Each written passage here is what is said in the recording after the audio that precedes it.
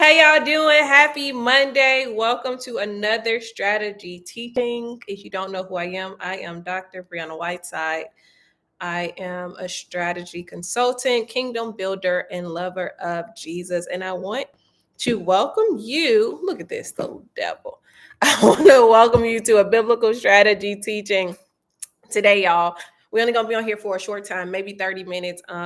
I want to share with you what God shared with me, and I don't want you to miss this teaching. And so, as you hop on here, let me know if you can hear me. Let me know if you can see me. Share this teaching with a friend who needs strategy, who needs encouragement to step out on what God is telling them to do, because 9 times out of 10 is generally strategy that hinders people from moving forward in what God wants them to do. Not that they don't believe in themselves, but it's just strategic planning, a lack of strategic planning. And that is what we are going to talk about today. I'm trying to get this light fixed. Okay, this should be good. Y'all, I'm super excited about this season. I don't think it's happenstance that God is really drilling in strategy for us, because it's one thing to really say we believe God, right? And we should believe God. But then there's another thing when we have to partner with Him. And if you don't know how to partner with Him and partner and bring forth the ideas that He is giving you, you're going to stagnate your life. And so many people have been stagnated enough, and I think it's time for all of us to move forward collectively. And so this is why I'm doing these strategy teachings as he gives them to me, actually. And because it's time for you to move forward. It's time for you to move from idea to production. It's time for you to move out of that same place you've been in for the last couple years and move into a new season, because a new season is definitely upon us. We are about to step into Q3, which means the year is about to head on out. And it's time for you to dominate. That is your rightful inheritance. Your rightful inheritance is to dominate and subdue, according to Genesis. That is what Christ came back to give you access to do, is to dominate and subdue. And if you're not dominating and subduing, that means that you are living beneath your rightful inheritance. And what is your inheritance? The kingdom that was prepared for you since the foundations of the world. Now, this is not a kingdom teaching. This is just me encouraging you and empowering you to remember that you can live an abundant life because Christ died for you to have an abundant life. So if you can hear me, let me know. If you can see me, let me know. And if you haven't already liked the video, please like the video. Today, I'm going to be teaching from Second Kings chapter 5, verse 1 through 14. And you probably heard this story before. It is the story of Naaman the leper. And if you don't know, Naaman was healed of leprosy. And I want us to walk through his story and look at how the right strategy actually helped save his life, not anything else. It was the right strategy. And so let's go ahead and get into this.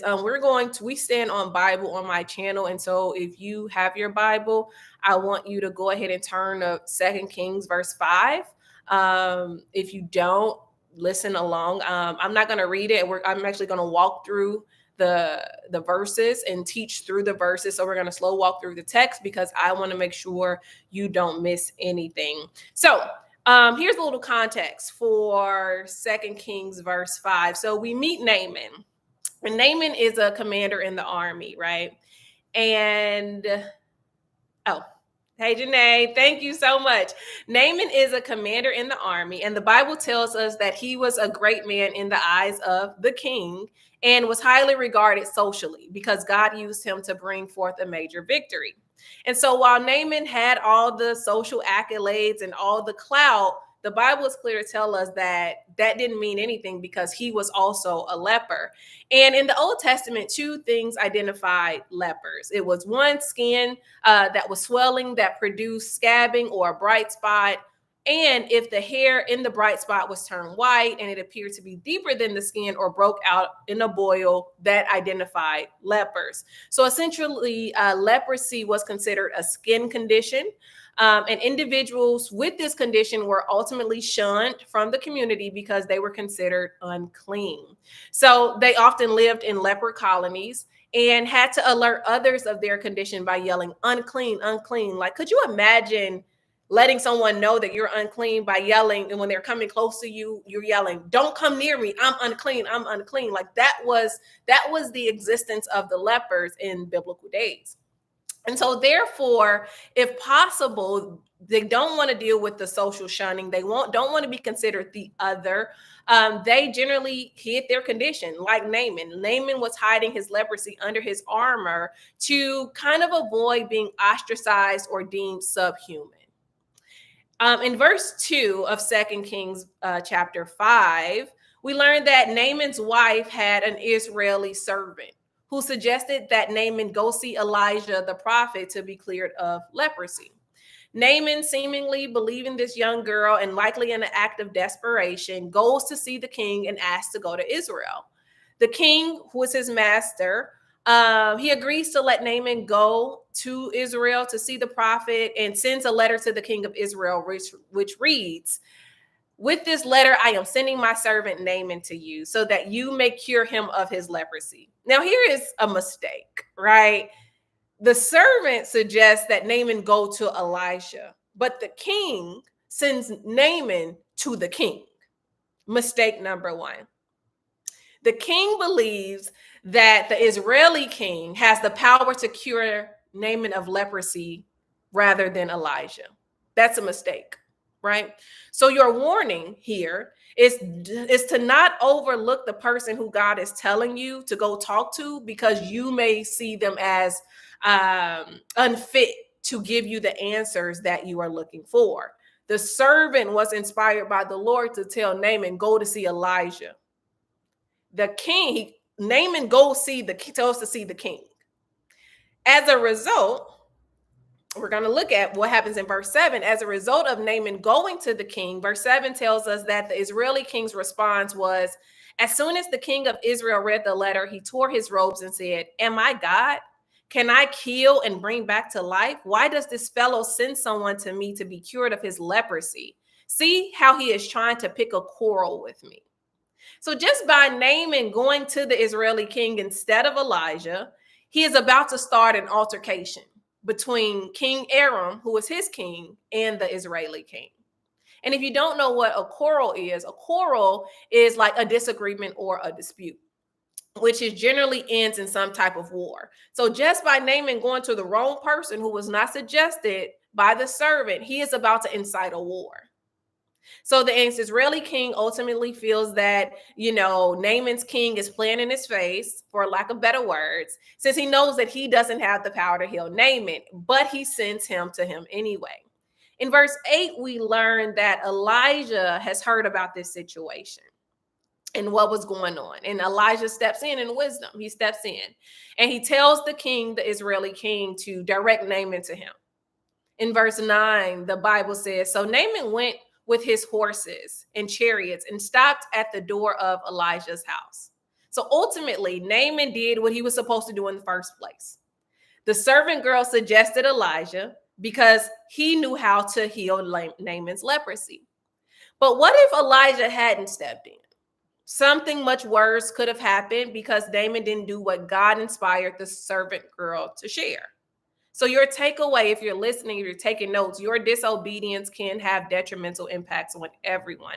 You don't do what God told you to do. You don't go see who God told you to see. You can potentially cause an issue with other people.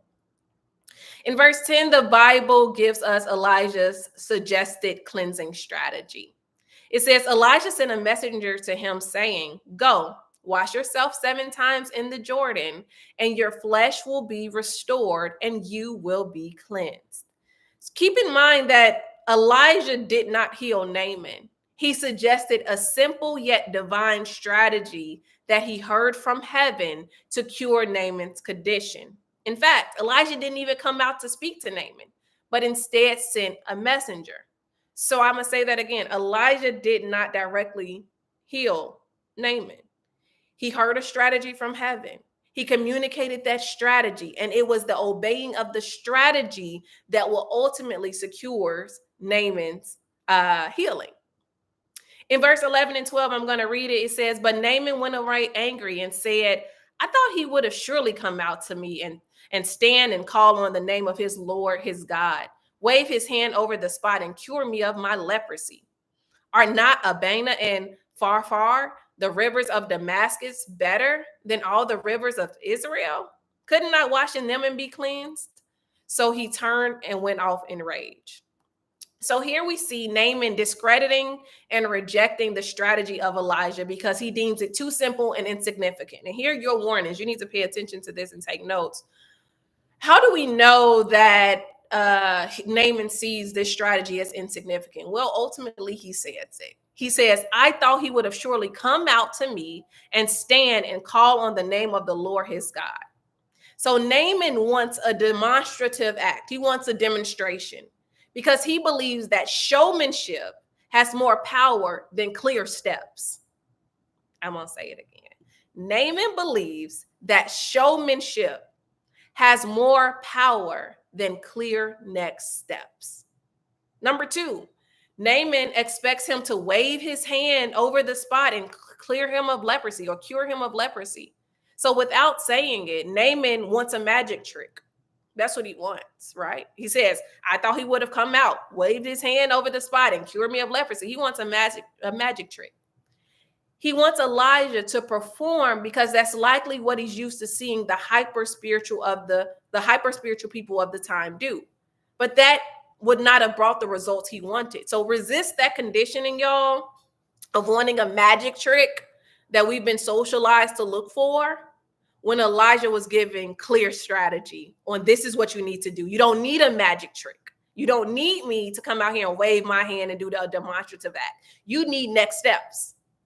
And this is what I'm telling you to do. But Naaman, in his conditioning, wanted a magic trick. Number three, Naaman didn't want to obey the strategy because he felt it was beneath him due to his social standing. And how do we know this? He says, are not Abana and Pharpar, the rivers of Damascus, better than all the waters of Israel? Couldn't I wash in them and be cleansed? So Naaman needed a strategy that would help him use his faith to partner with heaven. The Bible tells us that faith without works is dead. We always say that. So while he had the faith to finally go see Elijah, he didn't want to do the strategy, which is the works side, to bring forth the desired end. Why? Because it seemed too simple and beneath him. And he left in rage, but still with leprosy. Verse 13 also shows us Naaman's views towards the strategy that Elijah offered. It says, Naaman's servant went to him and said, my father, if the prophet had told you to do something great, wouldn't you not have done it? How much more then when he tells you wash and be cleansed? So it was Naaman's pride that was about to prevent him from securing the healing that he wanted. God showed him who to go to, which was Elijah, and he finally went. When he went to Elijah, he got the strategy that he needed to secure the healing. But because it didn't look like what he wanted it to look like, he was actively rejecting it. Because it didn't look like a magic trick. Because Elijah wasn't falling out and running around and yelling all the things. Because he wasn't doing what the other people were doing. Naaman wanted to reject the sound clear steps because it wasn't the strategy that he wanted. It wasn't the answer that he wanted. So Naaman was about to seal his fate as a leper because he was rejecting the strategy that Elijah offered. And when the servant mentions wash and be cleansed, he or she is directing Naaman back to faith. You have to have faith to take the first step to seek help. You have to have faith to obey the strategy that the help offers. So in verse 14, we see Naaman heed the wisdom of the servant. The Bible tells us, so he went down and dipped himself in the Jordan 7 times, as the man of God had told him. And his flesh was restored and became clean like that of a young boy. So what healed Naaman in this story? Was it Elijah? No. Was it the strategy that Elijah heard from heaven and offered to Naaman? Yes. Strategy moved Naaman from a leper to a restored and cleansed man. And a strategy will move you from where you are to where you want to be. And so when I studied this out, I just want you to remember that you don't need all the hyper spiritual stuff to move from one place to another. All you need is a clear strategy. You need clear next steps. You don't need, I hear the Lord say it. You don't need all the hyper pomp and stance that we've been conditioned to want to do. You need clarity to help you move forward. A lot of people do not move forward because they're not clear. It's easy to believe God, and you should, but you should also believe that something is required of you too. You're going to have to move in faith, and the only way you're going to move securely in faith is when you have a clear roadmap to get you from point A to point B to point C, all the way down to the big idea you have. And so, my question is, are you stagnant right now because you have not created the right strategy, or you don't know how to create the right strategy for the ideas and the plans that you have? If either of those, if you're either of those people, I want you to book a one-on-one with me at briannawhiteside.com. I'd love to help you with strategy, to strategize your ideas and your thoughts. You don't need another prophetic word. You need to figure out how to bring those prophetic words and partner with those prophetic words to come to pass, because it's not enough to say, I receive. It's not enough to say you're going to sow a seed into a prophetic word. I don't know where they got that from. You need a strategy. So I want you to sow the seed into yourself. That's what I want you to do, and invest in coming up with a strategy. Now, there are ways that you can do this on your own. Go back and listen to all of the strategy teachings that I did since January under this playlist that you're watching right now. I did a lot of strategy teachings, walk you through a lot of things. You can potentially come up with it yourself, but if you still need help, I would like to help you, and I'd like to be your support. So you can go ahead and book a one-on-one with me at briannawhiteside.com, and we can go ahead and move you from where you are to where you want to be in record time. That is literally my superpower and my strength. If y'all have any questions, feel free to drop them in the chat. I have probably 7 minutes, 7 minutes left to be on here with y'all and maybe answer your questions. So if you do have questions surrounding strategy or maybe surrounding some of your ideas, I'd be happy to answer a few of those questions while I still have a little bit of time. So let me know. I'll sit on here for a little bit longer. I hope you all are really understanding that it's just not enough to be a collector of prophetic words if you're not going to do anything with them, if you don't know what your next steps are. And I do understand that we as leaders in the faith, and I'm a burgeoning leader, but as leaders in the faith, drop the ball at that point, right? It's easier to say, I hear the Lord say it, but not journey with people and walk people through the steps on how to get from where they are to what the Lord said.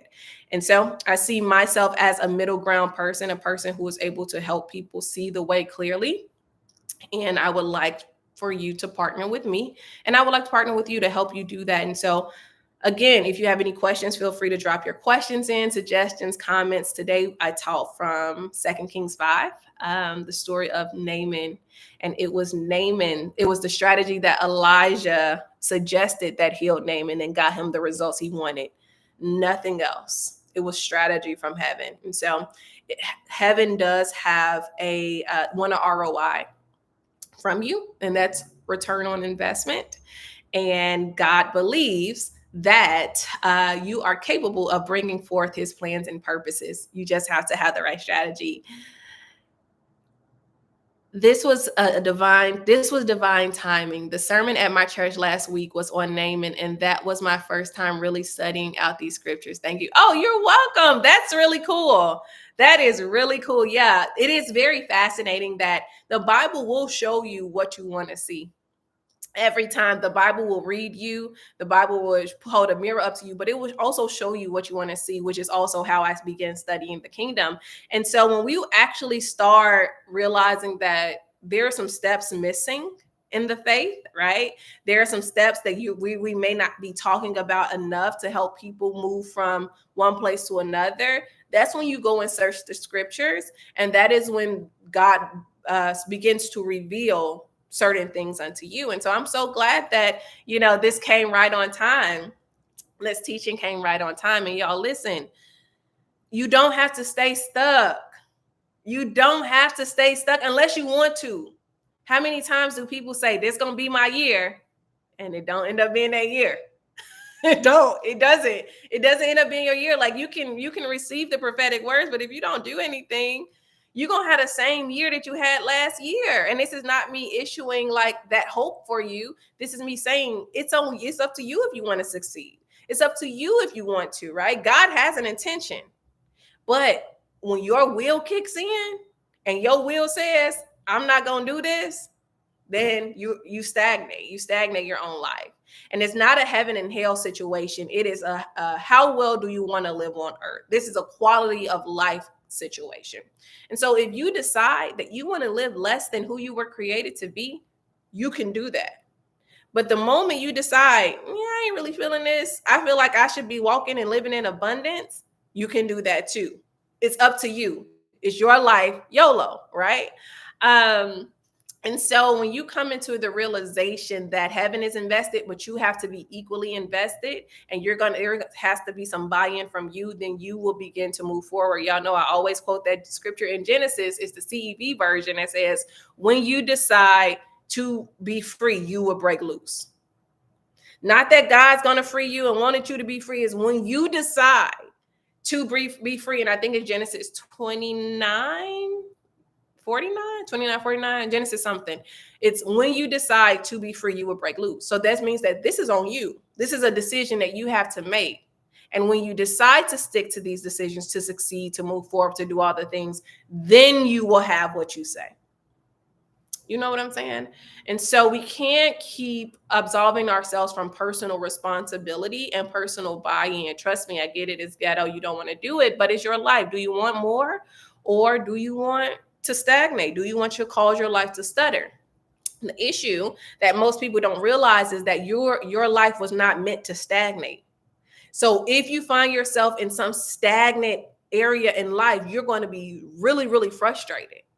Sometimes it's God slowing you up and having you in a holding pattern. And a holding pattern is like when you are in an airplane and the airplane can't land. So it just has to keep circling the airport until it's clear to land. So that is the thing. God has you in a holding pattern because it's not time for you to land. But then there is another thing when you got yourself in the holding pattern, right? And so, sometimes it's not God. Sometimes it is us. It is us. And I don't want that to be your story in 2024. Like we're going into Q3. Like Q3 is probably tomorrow, the way that June is heading on out of here, right? And what many people do, they go on the internet and they listen to all the prophecies every month and listen to all the prophetic words because it makes you feel good. And they watch all the demonstration and all of the things that people do in church. They do it, but that doesn't get them where they want to be all the time. Sometimes they just need a strategy. And we see that with Naaman, right? He wanted Elijah. Let me go back to my notes, what he wanted. He literally says, I thought he would surely come out to me and stand and call on the name of the Lord his God. That's a show. And wave his hand over the spot and cure me of my leprosy. That's a magic trick. Have we been conditioned to want shows and magic tricks? That's how people slip into New Age. That's all I'm going to say. That's how people slip into it. But anyway, if there are no questions, I could go ahead and hop off of here. This was a quick lesson about strategy. Again, I am offering one-on-one strategy sessions at briannawhiteside.com. I'd love to help partner with you to help you bring your idea from idea to manifestation. And so if you want to book, you can go ahead and book today. If not, y'all, I'm going to get off of here. Re-listen to this. Send this to someone who may be frustrated and may not realize that they need a strategy in their life. It's really a simple thing to do if you learn how to reverse engineer your life.